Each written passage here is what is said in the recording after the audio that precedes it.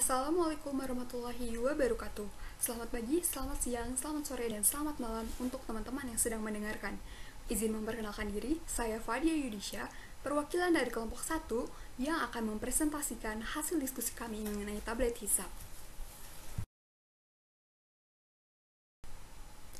Sebelum memaparkan materi, saya akan memperkenalkan rekan-rekan kelompok saya terlebih dahulu. Yang pertama ada Alamsyah, Tasya Febiola, Zulia Rahmah, Adisca Safira, Siti Wulandari, Afia Khaira, Sitiani Puji Rahayu, dan saya sendiri Fadia Yudisya, Atia Nuri, Grace Christine, dan terakhir Sandi Ega. Pertama-tama, saya akan menjelaskan secara definitif apa itu tablet hisab. Menurut Ditjen POM 1995, tablet hisab adalah sediaan padat yang mengandung satu atau lebih bahan obat, umumnya dengan bahan dasar beraroma dan manis yang dapat membuat tablet melarut atau hancur perlahan-lahan dalam rongga mulut.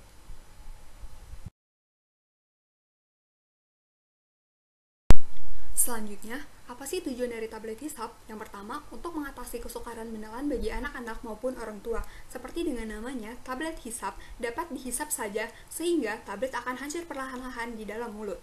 Yang kedua, untuk memberikan efek lokal dalam rongga mulut.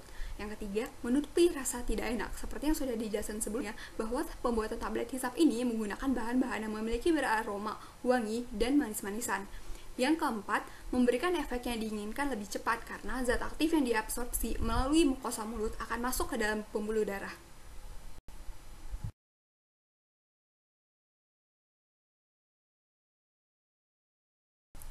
Kemudian, apa sih keuntungan dari penggunaan tablet hisap?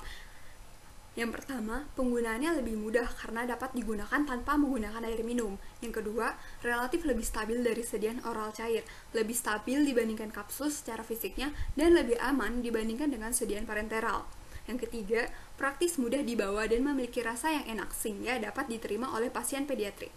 Yang keempat, praktis dalam pengawasan, penyimpanan, dan transportasi. Yang kelima, adanya jaminan ketetapan dosis. Yang keenam, dapat mengatasi kesukaran menelan pada anak kecil dan orang-orang tertentu. Ketujuh, meningkatkan waktu retensi obat dalam rongga mulut. Yang kedelapan, menurunkan iritasi lambung karena tablet ini tidak melalui lambung. Di samping keuntungan yang telah tadi dijelaskan, tablet hisap juga memiliki kekurangan, yaitu sebagai berikut. Yang pertama, karena bentuk tablet hisap menarik, menyebabkan tablet hisap salah dikenali sebagai permen oleh anak-anak. Yang kedua, bentuk tablet hisap yang keras dapat menjadi kasar. Yang ketiga, perlunya suhu tinggi dalam pembuatan tablet hisap tipe hard candy.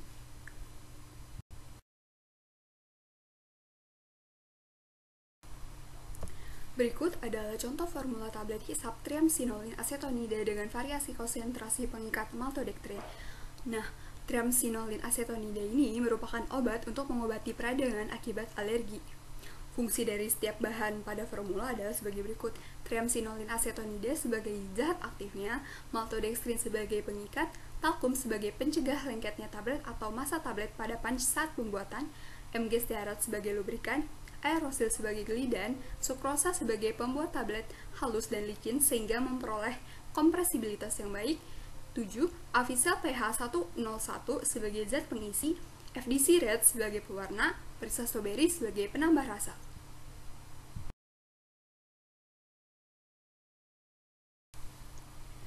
Berikut adalah contoh kedua dari formula tablet hisap triamcinolone acetonide dengan variasi konsentrasi pengikat PVP.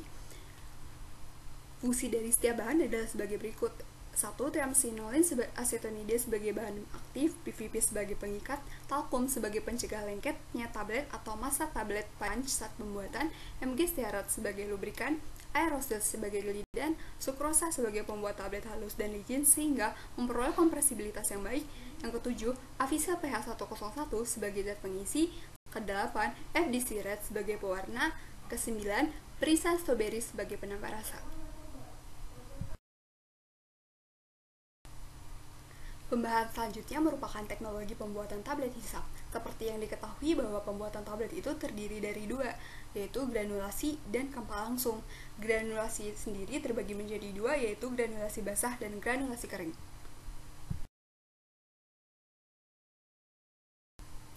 Metode pertama adalah granulasi basah. Menurut literatur, tablet hisap dibuat dengan metode granulasi basah agar diperoleh laju air yang kompresibilitas yang baik dengan cara mencampur zat aktif dan eksipien menjadi partikel yang lebih besar dengan penambahan cairan pengikat dalam jumlah yang tepat sehingga didapatkan massa cetak yang lembab yang dapat digranulasi dan menghasilkan tablet yang tidak rapuh serta dihasilkan tablet yang memenuhi syarat. Kelebihan dari metode ini adalah eksipien dan bahan-bahan aktif yang tahan panas serta lembab dapat digunakan. Metode yang kedua merupakan metode granulasi kering. Metode ini dibentuk oleh penambahan bahan pengikat ke dalam campuran serbuk obat terapi dengan cara memadatkan massa dalam jumlah yang besar dari campuran serbuk dan setelah itu memecahkannya dan menjadikan pecahan-pecahan ke dalam massa granul yang kering. Metode ini khususnya untuk bahan-bahan yang tidak dapat diolah karena kepekaannya terhadap uap air atau karena untuk mengeringkannya diperlukannya temperatur yang dinaikkan. Kelebihan dari metode ini cocok untuk eksipien dan bahan aktif yang sensitif terhadap panas, lembab, serta mempunyai kompresibilitas dan sifat alir yang buruk.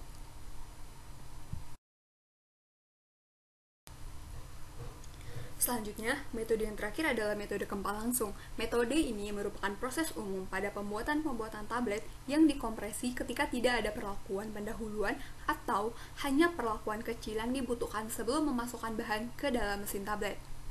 Perlakuan kecil ini yang dimaksudkan adalah pencampuran dan penimbangan bahan. Keuntungan dari metode ini adalah tahapan produksi yang sangat singkat, peralatan yang dibutuhkan tidak banyak, ruangan yang dibutuhkan lebih kecil, dari segi tenaga yang mengerjakan juga hanya dibutuhkan sedikit. Karena prosesnya singkat, maka stabilitasnya tetap terjaga serta dapat meningkatkan stabilitas pada produk tablet hisap. Untuk dapat memperoleh karakteristik tablet yang baik dan memenuhi persyaratan sesuai dengan literatur, maka pada proses pembuatan dilakukan evaluasi. Evaluasinya ini terdiri dari evaluasi granul dan evaluasi tablet. Berikut adalah parameter-parameter yang dilakukan pada uji evaluasi granul. Yang pertama ada granulometri. Prosedurnya adalah sejumlah 100 gram granul diletakkan di atas hayakan yang telah tersusun dan ditaruh mulai dari hayakan yang terbesar mes 20 sampai dengan hayakan terkecil yaitu mes 100 pada alat shaker. Granul yang tertinggal di tiap pengayak kemudian ditimbang dan dihitung persentasenya dan ukuran diameternya dan kemudian dibuat kurva distribusinya. Yang kedua, uji waktu alir. Prosedur pertama yang dilakukan adalah timbang seksama 25 gram granul, tempatkan pada corong alat, dan uji waktu alirnya dalam keadaan tertutup. Buka penutupnya dan biarkan granul mengalir. Catat waktunya menggunakan stopwatch dan dilakukan 3 kali pengulangan. Syaratnya adalah 100 gram granul, waktu alirnya tidak lebih dari 10 detik. Berarti jika menggunakan 25 gram granul, maka waktu alir granul adalah 2,5 detik. Selanjutnya uji kadar manfaat atau kompresibilitas. Prosedurnya adalah dilakukan dengan cara memasukkan sejumlah granul 100 gram ke dalam gelas ukur 200 ml lalu volumenya dicatat sebagai F0. Kemudian dilakukan pengetukan dengan alat sebanyak 10, 50, dan 500 ketukan lalu diukur volumenya untuk tiap ketukan sebagai F1. Syarat kompresibilitas granul dapat dilihat dengan tabel indeks Kars. Berikut adalah rumus untuk perhitungan persen kompresibilitasnya. Evaluasi granul yang selanjutnya adalah bobot jenis sejati dilakukan dengan cara piknometer gas helium. Bobot jenis granul dengan menggunakan piknometer biasa dan cairan tak melarutkan. Bobot jenis nyata, sejumlah granul yang diketahui bobotnya dituangkan ke gelas ukur lalu catat volumenya. Bobot jenis mampat, sejumlah granul yang diketahui bobotnya dimampatkan 500 kali. Syaratnya, jika dilakukan pencampuran granul yang memiliki berat jenis berdekatan, maka kemungkinan campuran tersebut memisah adalah kecil. Selanjutnya, uji kadar zat aktif. Nah, untuk uji kadar zat aktif dalam granul ini ditentukan pada metode yang valid. Biasanya itu menggunakan literatur yang tercantum pada masing-masing monografi sediaan di Farmakope. Yang terakhir ada kadar lembab. Prosedurnya adalah granul sebanyak 5 gram dimasukkan ke dalam piring, diratakan lalu dimasukkan ke dalam alat moisture balance. Granul dipanaskan pada suhu 70 derajat, tunggu hingga persen kadar air pada alat menunjukkan angka tetap. Syarat dari persen kadar air itu berkisar 1-3%. Evaluasi selanjutnya adalah evaluasi tablet. Berikut merupakan parameter-parameter uji yang dilakukan pada evaluasi tablet. Yang pertama ada keseragaman bobot. Prosedurnya adalah sebanyak 20 tablet dari masing-masing formula ditimbang dan dihitung bobot rata-ratanya, kemudian ditimbang satu persatu. Syaratnya adalah tidak lebih dari 2 tablet menyimpang lebih besar dari kolom A dan tidak satupun yang menyimpang lebih besar dari kolom B. Yang kedua, kekerasan tablet. Tablet diletakkan tegak lurus pada alat hardness tester, kemudian dilihat pada tekanan berapa tablet tersebut pecah. Syaratnya adalah 10-20 kP per cm. Yang ketiga ada variabilitas. Prosedurnya yaitu tablet dibersihkan terlebih dahulu lalu ditimbang. Dilakukan penimbangan tablet sampai bobotnya mendekati 6,5 gram. Seluruh tablet dimasukkan ke dalam variabilator dan alat dijalankan selama 4 menit dengan kecepatan 25 rpm. Setelah selesai, tablet lalu dibersihkan dari debu dan ditimbang seksama. Syaratnya variabilitas adalah bobot tablet yang hilang tidak boleh lebih dari 1%. Selanjutnya, parameter uji evaluasi tablet ada keseragaman ukuran. Prosedurnya, mengukur diameter masing-masing tablet menggunakan jangka sorong. Syaratnya, diameter tablet tidak lebih dari 3 kali dan tidak kurang dari 1/3 kali tebal tablet sesuai dengan farmakope. Uji selanjutnya adalah waktu larut. Prosedurnya adalah tablet hisap diletakkan pada setiap tabung yang tersedia pada alat disintegrator. Kemudian, catat waktu yang digunakan tablet hisap untuk larut sempurna pada larutan datar fosfat pH 6,8 pada suhu 37 derajat. Syaratnya, melarut dalam waktu 5-10 menit. Uji selanjutnya adalah uji stabilitas. Stabilitas fisik tablet disimpan pada 3 kondisi dibungkus dengan aluminium foil. Tablet diperiksa pada hari ke-3, ke-7, ke-21, dan 28 hari. Pemeriksaan ini meliputi bentuk, aroma, warna, dan rasa. Uji stabilitas yang kedua adalah stabilitas kimia. Dilakukan untuk melihat stabilitas kandungan zat aktif dari tablet hisap dengan menggunakan spektrofotometri UV dengan melihat absorbansinya. Yang terakhir adalah uji organoleptik, meliputi pemeriksaan bentuk, warna, bau, dan rasa dari sediaan, menunjukkan bahwa formulasi menghasilkan bentuk, bau, dan rasa yang sama. Syaratnya tidak terjadi capping, laminasi, cracking, chipping, sticking, picking, binding, mottling, dan double impression.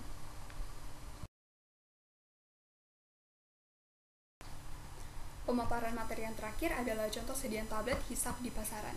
Yang pertama ada degerolozanges, yaitu tablet hisap dengan kandungan dequalinum klorida yang berguna sebagai antiseptik dan untuk mengobati berbagai gangguan pada tenggorokan mulut, lidah, ataupun amandel. Dosisnya 1 tablet tiap 3-4 jam sehari dengan maksimum penggunaan 8 tablet. Yang kedua ada vitamin, yaitu namanya vitasimin, tablet hisap yang mengandung zat aman asidum ascorbikum dan natri ascorbas bermanfaat untuk memenuhi kebutuhan vitamin C dalam tubuh.